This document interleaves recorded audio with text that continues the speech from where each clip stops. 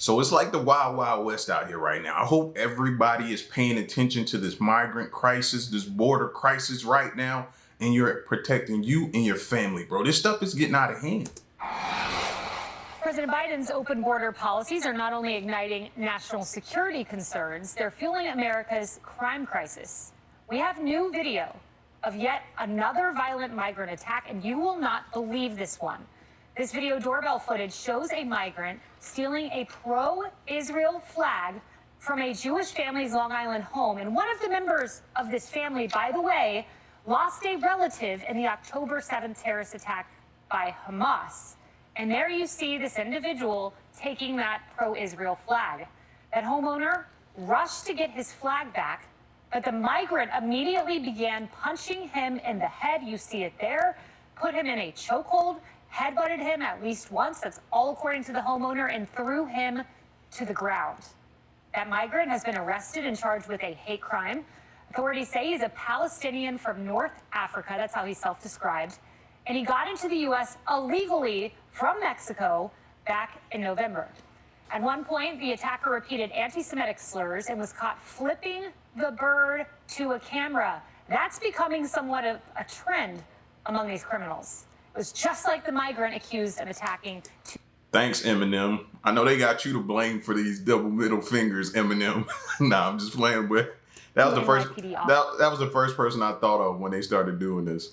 Officers, what an image. The New York County executive who announced the arrest summed up what many Americans are feeling right now. We have a crisis.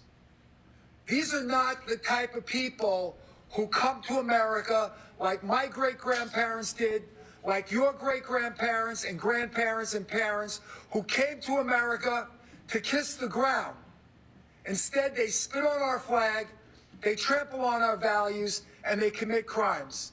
And they do so at taxpayer expense. This insanity has to stop. No. It must stop. Don't say has to stop, because I feel like y'all still don't know what y'all are gonna do. This has to stop. No, it must stop. You know what I mean? Especially when it's at the expense of the taxpayers. I just want to pull up that side by side because it's so stunning. So this guy comes through the Mexico border in November, commits an alleged hate crime against a man who lost a relative in the October 7th attack. And Leslie, look at what they both do. They're both flipping the bird. This is the New York City cop attacker. I just noticed he has on a LeBron shirt. That's 24, or is that for Kobe? Is LeBron? No, LeBron isn't 24, so that got to be Kobe, bro. That is not how Kobe wants to be represented and remembered, fam. Not like this. And then there you have the migrant and this alleged hate crime. This is a trend in Joe Biden's America. I would say, sadly, this is a trend, but it's not just a trend among illegal immigrants. There are 3 Palestinian students in Vermont, one who is now paralyzed, the perpetrator, an American citizen. There was a little boy who was stabbed 26 times to death because he was Muslim. These are just 2 examples. There's horrific attacks against Jewish people. There's horrific attacks against Muslim people, and not all, and not all by migrants. Again, something has to be done. Absolutely, I have always agreed with this. No matter who was president, no matter which party was in power, something has to be done about immigration, not just because it's an election year, because it is a problem and it does contribute to crime. But the numbers show that the majority of crimes, violent crimes, are committed by American citizens. Those are apples and oranges. And of course we have space in our hearts to mourn those who were hurt in every type of crime, particularly what would look to be a hate crime. This is about coming to this country and demanding that the food they're being given for free isn't good enough. This is about coming to this country and crawling through spaces undetected so that they can break more laws when they get here, because otherwise they would go through a port of entry. That's not what you're talking about. And then the nerve to say all crime needs to, of course, we know all crime needs to stop. But when we have to take our resources and push them over here to deal with this crisis as well, which takes them away from the crime that we should be dealing with here on our own with our own, that's the problem. We're going to spread ourselves thin after a while. And then what's going to happen when we do that? Who's going to be there to make sure you're protected? Who? is whether or not we have space to see that Muslims are hurt too. That's not what this is about. What this is about is when people break our laws, they put their middle fingers up to the cameras. I mean, that's what Kayleigh's pointing out. And what they have in common is the way they got here. That's what we're talking about right now. And if you want to stop that, that's going to be a different type of a plan than to stop the two examples that you gave. The type here, you close the border. You get caught up in the last 3 years of 8 million people coming into the country. You get caught up on your justices being able to go through which claims are asylum and which people need to be deported right away. Of course, you know how I feel. If you came illegally, we send you back and you figure out how to do it the legal way. And Emily, get to the back of the line. The homeowner who is the victim of this hate crime, I want him to be able to speak here. He said this is happening because of open borders. And before letting people in, we need to see their backgrounds. We need to protect our country, our citizens, our taxpayers, straight from the mouth of the victim. Of course it is. Look at that. The video of your neighbor, of my neighbor, being attacked on his lawn. That is not only an assault, but it's an attack on all of America. Isn't that the whole point that we're talking about? That flagrance, the absolute lack of respect, the lack of respect for our commander-in-chief's words of deterrence, the lack of respect for anyone trying to enforce the laws. Those police whose salaries we pay that are in danger every day to show up and arrest this guy. He's facing over 4 charges. Who do you think is going to pay for his 3 square meals a day in prison or in jail? That's where I'm at with it. Why do I need to get punished for this? Huh? Why do I have to pay for this? This is what we're talking about. And people who are paying are struggling. So not only are they paying for their 3 square meals when they're arrested in jail, but they're struggling themselves to try to get a meal. And then they also get food and free daycare and assistance and all kind of different programs that people who are struggling can't get. That's my problem right there. So this lady right here, keep preaching. We are, exactly. And the whole point is that, as he said too, if I see the flag of the people that killed my people, there will be a problem. That's what the Palestinian guy said on the police report. Oh, there's going to be a problem to you? There's a problem now to all of us Americans. It is illegal immigration, and it is the fact that with every breath of this commander-in-chief, Americans are being prioritized last. And that attack is just the tip of the iceberg. When is it going to be you or your neighbor next? You know, tying together the problem with the border with the problem of the fact that the country itself has gone to great hatred and division as opposed to inclusivity, which we were founded on. Of course, people that come here illegally aren't even understand the background of this country.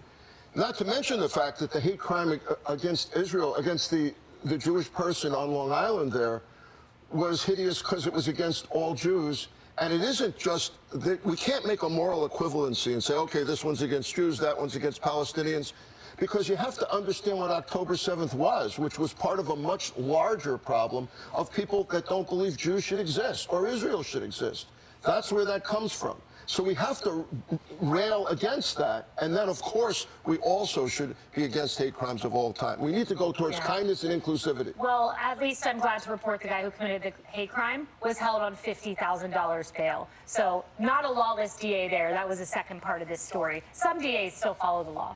The frustration we feel about border security is widespread in the American public, whether it's north, south, east, west. All of America is concerned about the border, and rightly. I think President Biden knows he's in trouble, and Democrats know they're in trouble for the open border policies of the last 3 years. It's been an unmitigated disaster. President Biden's border crisis. My thing is, instead of pointing the finger, let's fix it. That's the thing that gets me sometimes. You know what I mean? Everybody wants to point the finger instead of trying to solve the issue right now. And right now, this is an issue, a problem, bro. So stop pointing and let's fix it. And then you can get back to who did what and who did this and that and the third and figuring all that out. Up both sides of the aisle, brand new drone footage from our team in Eagle Pass shows dozens of migrants climbing shipping containers and crossing into the U.S. Groups like these are processed and released to travel all over the country. I mean, all the way in Boston, migrants are now camping out on the floors of the airport.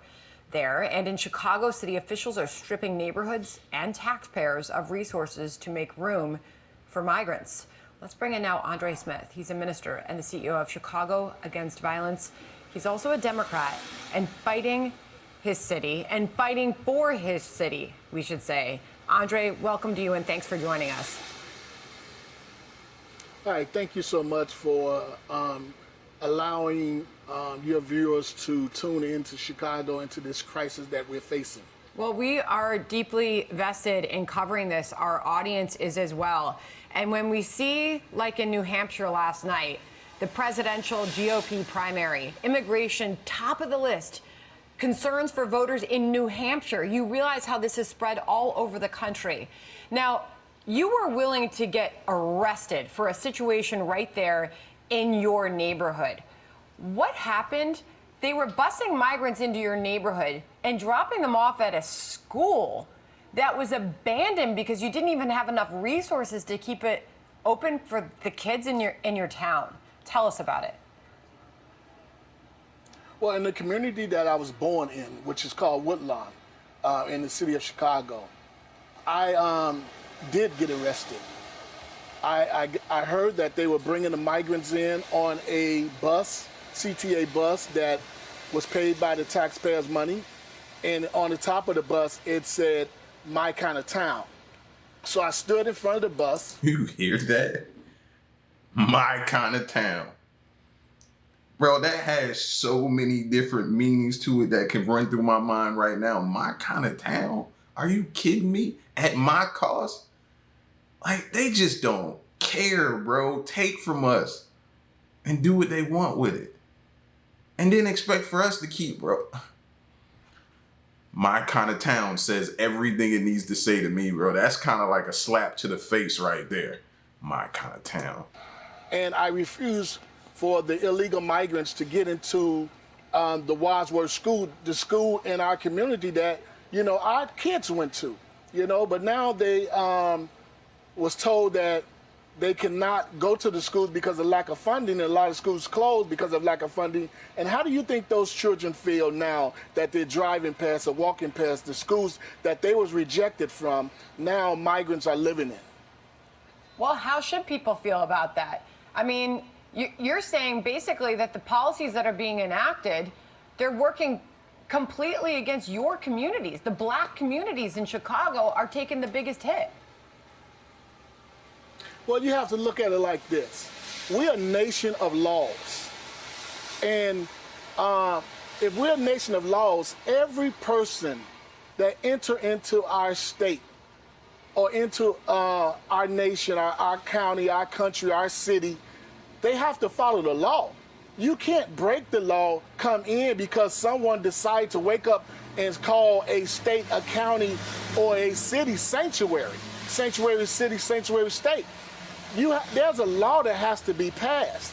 And that's why we have the issues that we are facing now, massive destructions in cities, facing sanctuary cities that buses are coming through. Andre, this is just some of what we're hearing from residents there about this migrant crisis and what it's doing to your communities. This should not be on the backs of the people here and draining our resources. I see a lot of wasted money because there's no structure. You've never had a time where Southsiders, Westsiders, and now Northsiders have come together to unite under one issue. Yet, this is the mayor, Brandon Johnson, of your city. This is how he's responding to that criticism. Listen. My administration has responded to this humanitarian mission with the full force of government. You know, what Governor Abbott is doing is, quite frankly, it's reckless. Sending buses all over the state of Illinois and all over the country is reckless and, quite frankly, is dangerous. You talk about we're a country of laws. He's blaming the Texas governor for this crisis. Think about it, man. They drop him off there.